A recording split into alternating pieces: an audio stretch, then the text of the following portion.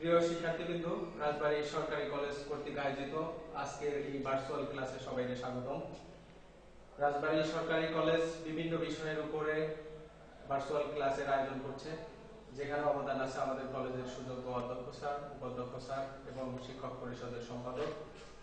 তারা সবাই আমাদের কাজের সমন্বয়ের দায়িত্বে আছেন। আমরা সবাই প্রত্যেক বিষয়ে যারা শিক্ষক আছি, প্রত্যেকজন শিক্ষককে আমরা ক্লাস নিব। আজকে আমি তোমাদের সাথে ক্লাস নিব আইসিটি বিষয়ের উপরে। আইসিটি বিষয় নিয়ে তোমাদের ক্লাসে অনেক কিছু পড়ানো হয়ে গেছে। আমাদের সিলেবাসভুক্ত যে বিষয়টা ছিল চতুর্থ অধ্যায়, আমরা সেই বিষয়ের উপর আলোচনা করব। চতুর্থ অধ্যায়ের উপর আলোচনা হবে। তো আজকের ক্লাসে সবাইকে স্বাগতম। আমরা প্রেজেন্টেশনের মাধ্যমে ক্লাস নিব। সবাইকে আবারও স্বাগতম জানিয়ে আমার ক্লাস শুরু করছি। আমরা এখানে বলতে চাচ্ছি যে আইসিটি যে ক্লাসটা আমরা নিব, আমি শামসুল আলম, আর আয়োজনে রাজবাড়ী সরকারি কলেজ রাজবাড়ী। চলো আমরা দেখি আইসিটি বিষয়ের চতুর্থ অধ্যায়ের উপরে আমরা দৃষ্টিপাত যদি করি, তাহলে দেখো আইসিটি বিষয়ের চতুর্থ অধ্যায়ের বিষয়বস্তু হচ্ছে ওয়েব ডিজাইন ও এইচটিএমএল পরিচিতি।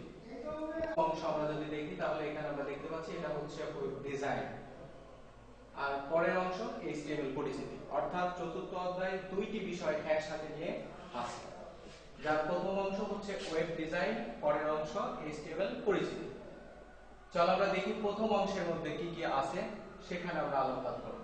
প্রথম অংশে আছে আমাদের ওয়েব পেজ ও ওয়েবসাইট ডিজাইনের ধারণা, ওয়েবসাইটের কাঠামো, ওয়েব পাবলিশিং। তিনটি বিষয় আছে ওয়েবসাইটের ডিজাইনের অংশের মধ্যে। পরের মধ্যে এইচটিএমএল এর মধ্যে আমরা যা যা পাবো সেখানে আমরা দেখতে পাচ্ছি এইচটিএমএল ও ট্যাগ পরিচিতি, HTML formatting, font, colour, list, HTML image, audio, video, hyperlink, table, form, আর অনেক কিছুই আছে। এইচটিএমএল এ আমরা যখন ট্যাগ নিয়ে আলোচনা করব তখন বিস্তারিত সেখান থেকে আমরা শিখব। তো এখন আমরা আবার আলোচনার মধ্যে ফিরে যাব। আমাদের আলোচনার প্রথম অংশের দিকে আমরা দৃষ্টিপাত করব, সেখানে আছে ওয়েব ডিজাইন। তাহলে ওয়েব ডিজাইনটা যদি আমরা দেখি, ওয়েব ডিজাইনের মধ্যে আমরা কি কি বিষয়টা আমরা পাবো, সেখানে আমরা বলছি ওয়েব পেজ ও ওয়েবসাইট ডিজাইন। তো ওয়েব পেজ কি আমরা সেটা জানতে হবে, ওয়েবসাইট কি সেটা জানতে হবে, ওয়েবসাইটের কাঠামো কি সেটাও জানতে হবে। পরে আমরা দেখব ওয়েবসাইট বা ওয়েব পেজ ওয়েবসাইট তৈরি করার পর সেটা কিভাবে ইন্টারনেটের মাধ্যমে পাবলিশিং করা যায়। প্রিয় শিক্ষার্থী, আমরা এখানে দেখবো যে ছবিগুলো আছে, আমরা একটু ছবিগুলো দেখি। এখানে আমরা দেখো লেখা দেখতে পাচ্ছি, ছবিগুলো দেখি। এটা কিসের ছবি বলতে পারি আমরা? এরকমের আরো কিছু ছবি আছে, আমরা দেখি।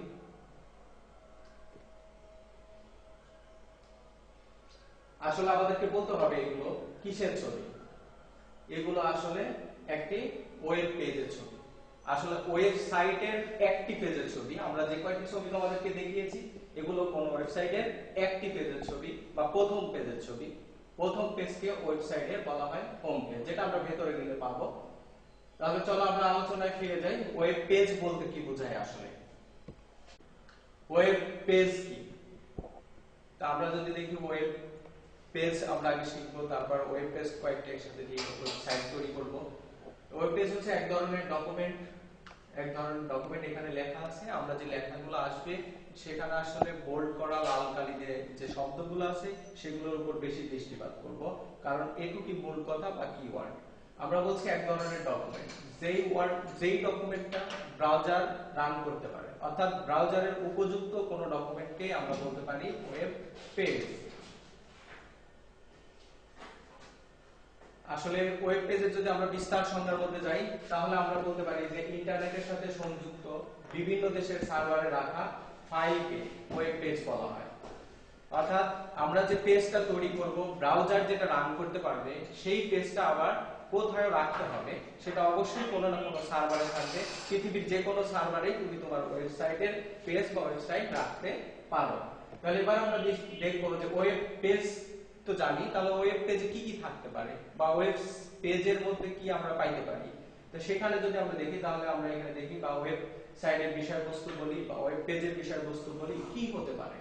তো ওয়েব পেজের বিষয়বস্তু টেক্সট হতে পারে, যেমন আইসিটি, ইমেজ হতে পারে, যে কোনো ধরনের ইমেজ ওয়েবসাইটের পেজে রাখা যেতে পারে।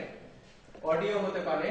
এই কারণেই আমরা দেখবা যে ইন্টারনেটের মাধ্যমে যদি কোনো অডিও গান শুনতে চাই তাহলে দেখবা যে হাজার হাজার গান আছে নেটে, তোমরা সেগুলো চাইলে শুনতে পারো। অ্যানিমেশন হতে পারে, দেখতে পাচ্ছ এখানে রাজবাড়ী সরকারি কলেজ ঘুরছে। তারপরে ভিডিও হতে পারে, অর্থাৎ একটি পেজ এমন একটি পেজ যেটা ব্রাউজার রান করতে পারে বা চালাতে পারে বা দেখাতে পারে, এই রকমের পেজকেই আমরা বলি ওয়েব পেজ। আর বিষয়বস্তু হতে পারে অনেক কিছু, টেক্সট, অডিও, ভিডিও, ইমেজ, আরো অনেক কিছু। বর্তমান সময়ের সবকিছুই আমরা ইন্টারনেটের সাথে সম্পৃক্ত থেকে সহজেই পেয়ে যেতে পারি, যেগুলো সবই কোনো না কোনো ওয়েব পেজের অথবা ওয়েবসাইটের বিষয়বস্তু। আর আমরা যদি কোনো ওয়েব পেজ বা ওয়েবসাইট ব্রাউজ করতে চাই, অর্থাৎ পরিদর্শন করতে চাই, দেখতে চাই, তাহলে আমাদেরকে কি লাগবে সেখানে আমাদেরকে একটু দেখা দরকার। সবাই দেখে আসো। এই যে আমরা এখানে দেখতে পাচ্ছি এগুলো কোনো কিছুর আইকন। এগুলো আমি যদি প্রশ্ন করি এগুলো আসলে কি, তাহলে উত্তরটা হবে এগুলো আসলে ব্রাউজার।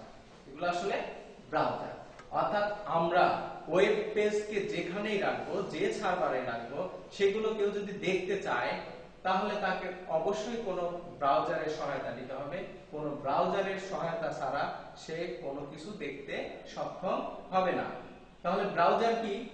ব্রাউজার হচ্ছে বিভিন্ন দেশের সার্ভারে রাখা পরস্পর সংযোগযোগ্য ওয়েব পেজ পরিদর্শন করা যে প্রক্রিয়া, সেটাকে বলা হয় ব্রাউজিং। অর্থাৎ যেই প্রক্রিয়ায় বিভিন্ন দেশের সার্ভারে রাখা ফাইলগুলো দেখা যায় সেই প্রক্রিয়াকে বলা হয় ব্রাউজিং। আর যেটার মাধ্যমে দেখা যায় সেটাকে বলা হয় ব্রাউজার। অর্থাৎ ব্রাউজার এক ধরনের সফটওয়্যার, যেই সফটওয়্যার দিয়ে আমরা যে পেজগুলো কোনো সার্ভারে রাখবো সেই পেজগুলো দেখতে সক্ষম হবে যে কেউ। অর্থাৎ যে কেউ কোনো ওয়েবসাইট বা ওয়েব পেজ যদি দেখতে চায় তাহলে কোনো না কোনো ব্রাউজারের সহায়তা নিতে হবে, আর সেই ব্রাউজারই হচ্ছে এক ধরনের সফটওয়্যার। তাহলে আমরা চলে যাই এবার, ওয়েব পেজ তো বুঝলাম ওয়েব পেজ কি, এবার আমরা একটু দেখবো ওয়েবসাইট কি।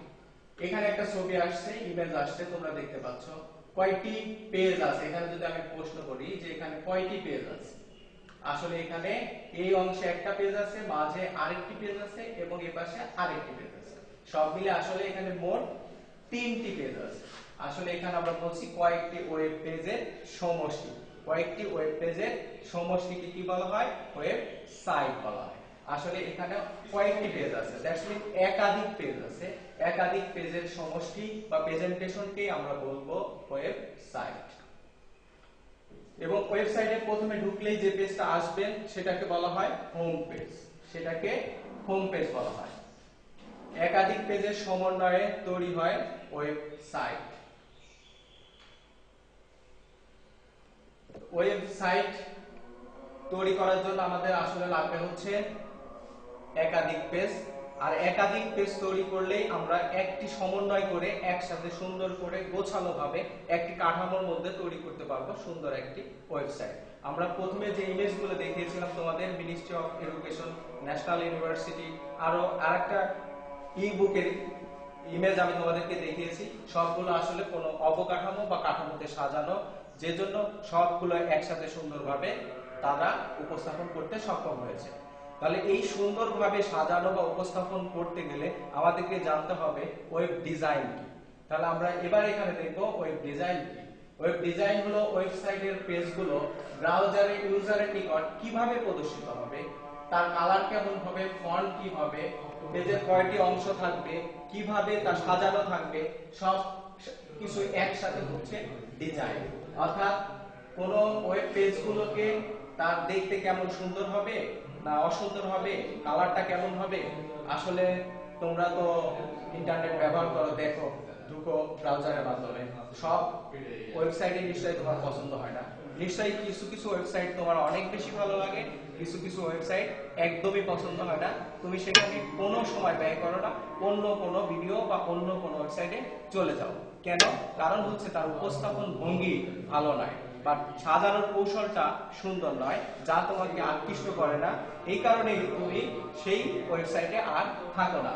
অর্থাৎ ওয়েবসাইট ডিজাইনের উপরে নির্ভর করে যে এখানে মানুষ কতটা সুন্দরভাবে সেটা গ্রহণ করবে।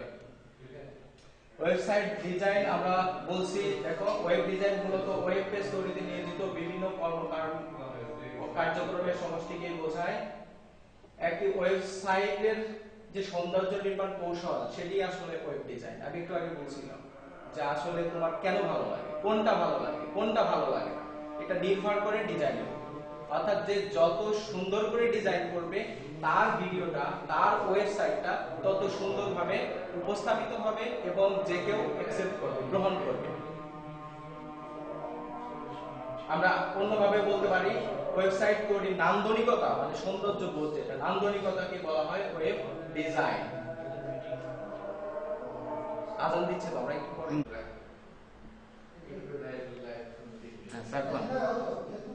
আচ্ছা আমরা এবার চলে যাব, কথাগুলো ভালো করেন। আমরা এখন চলে যাব ওয়েবসাইট ধরন। ওয়েব ডিজাইন তো আমরা দেখতে পারলাম, ওয়েবসাইট আসলে কয় রকমের। ওয়েবসাইট তো তৈরি করলাম, ডিজাইন করলাম, কিন্তু ওয়েবসাইটটা কত ধরনের হতে পারে সেটা আমরা একটু দেখব।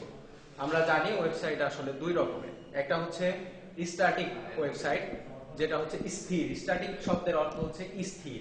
কোন সময় স্থির? যে যখন এটা রান কালীন বা রান টাইম বলা হয়, অর্থাৎ চলমান অবস্থায় এখানে কোনো পরিবর্তন করা যাবে না। আরেকটা হচ্ছে ডাইনামিক, অর্থাৎ ওয়েবসাইট হচ্ছে দুই রকমের, একটা স্ট্যাটিক ওয়েবসাইট আর একটা ডাইনামিক ওয়েবসাইট।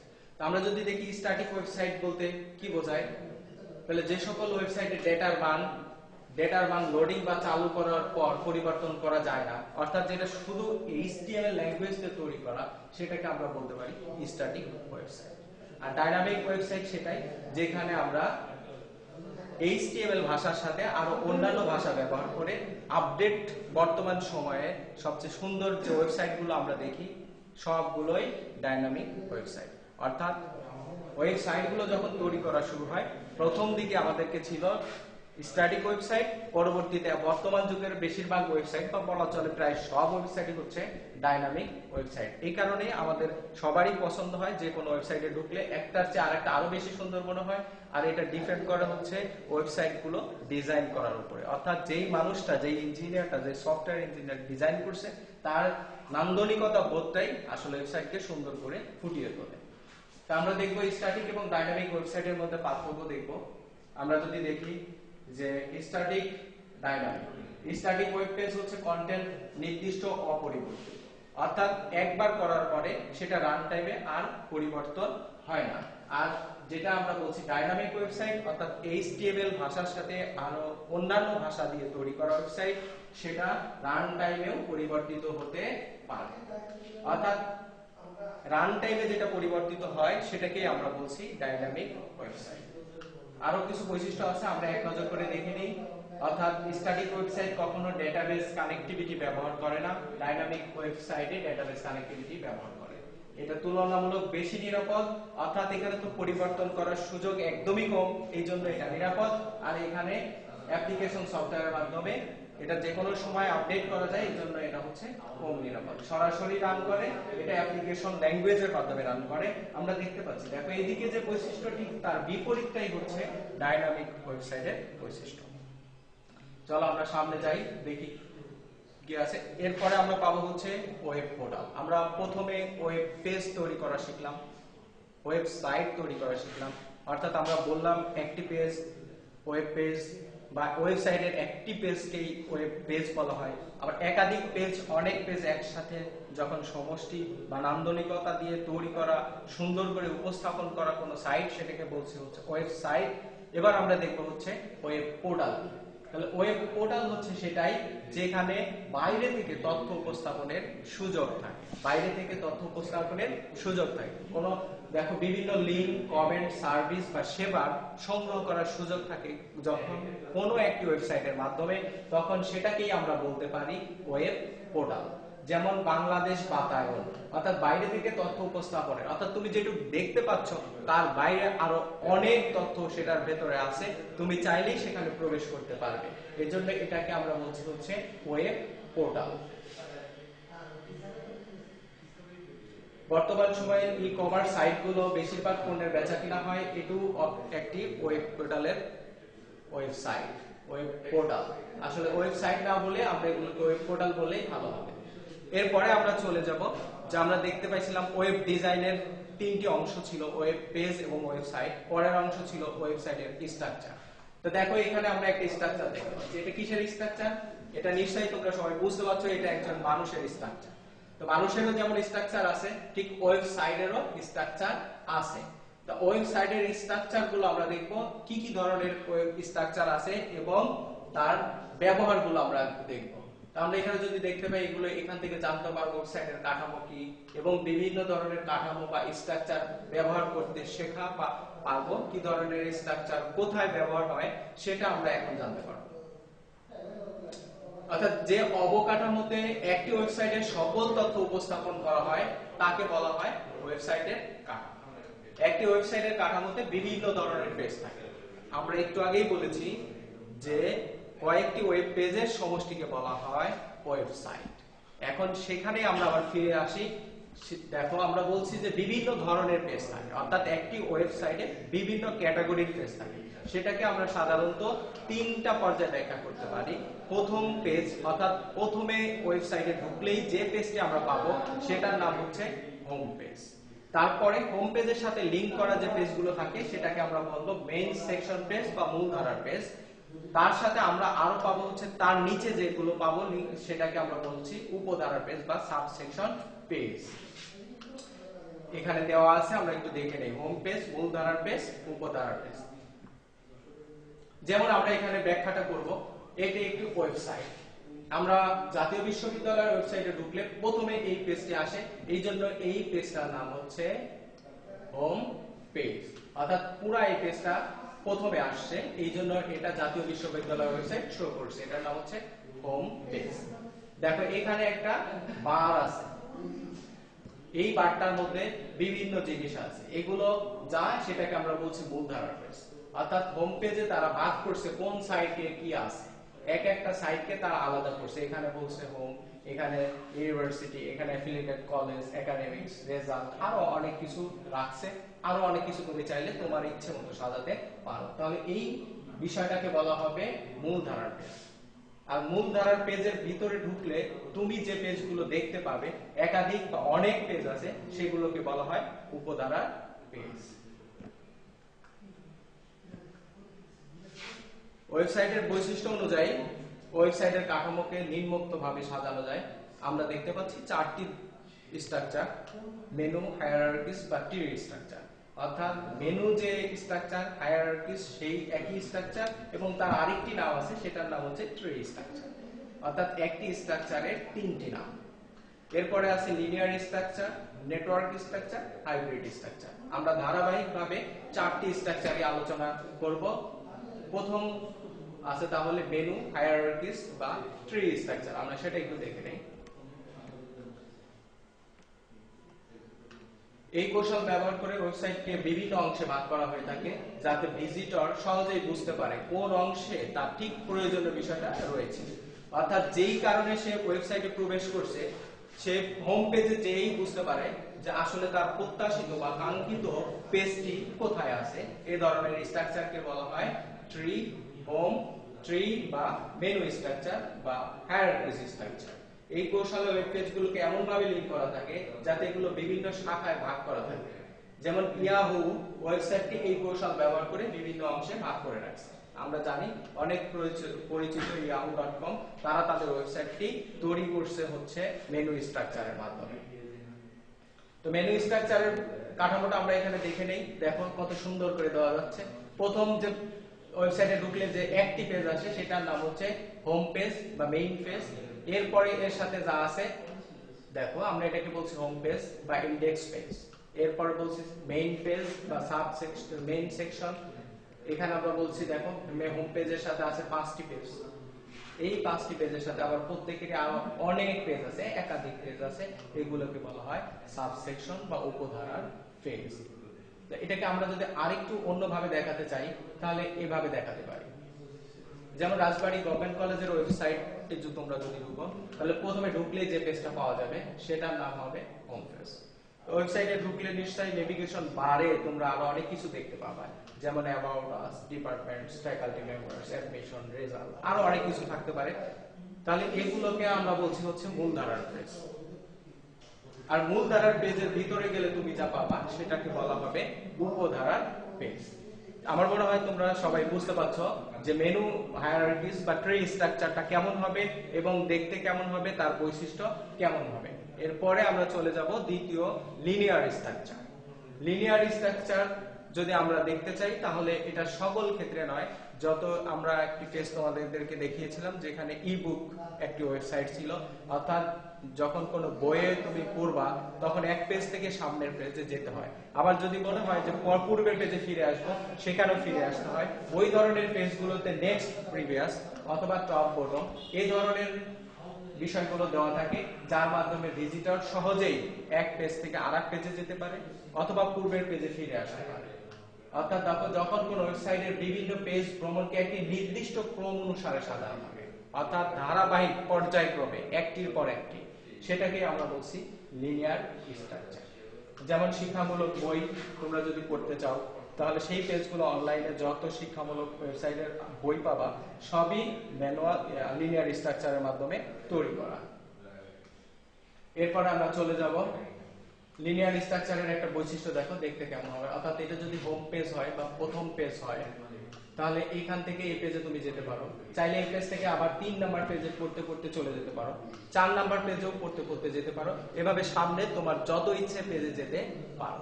আবার ইচ্ছা করলে তুমি ব্যাকে আসতে পারো, অর্থাৎ 3 নাম্বার পেজ থেকে আবার সেই 2 নাম্বার পেজে আসতে হবে, আবার এখানে আসতে হবে। অর্থাৎ লিনিয়ার স্ট্রাকচারটা ঠিক কাঠামো এরকমের যে এক পেজ থেকে পরের পেজে যাওয়া যায়, প্রয়োজন পড়লে আবার পূর্বের পেজে ফিরে আসা যায়। সেই ধরনের স্ট্রাকচারটি বলা হয় লিনিয়ার স্ট্রাকচার। এরপরে আমরা দেখব নেটওয়ার্ক স্ট্রাকচার।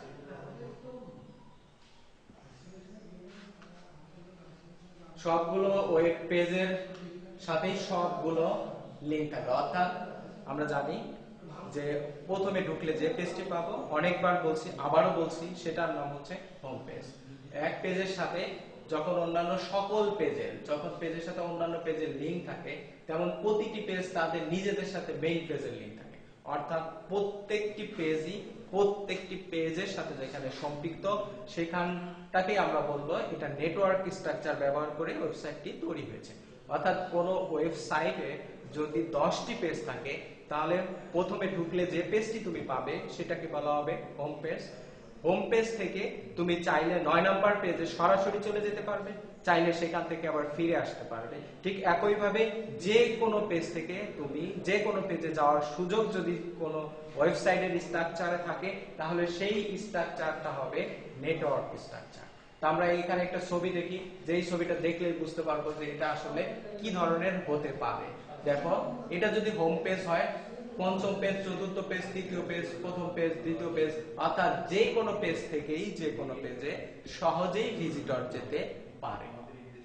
অর্থাৎ এমন একটি স্ট্রাকচার যেই স্ট্রাকচারের যে কোনো পেজ থেকে ভিজিটর সহজেই অন্য যে কোনো পেজে ভ্রমণ করতে পারে, এমন ধরনের স্ট্রাকচারকে বলা হয় নেটওয়ার্ক স্ট্রাকচার।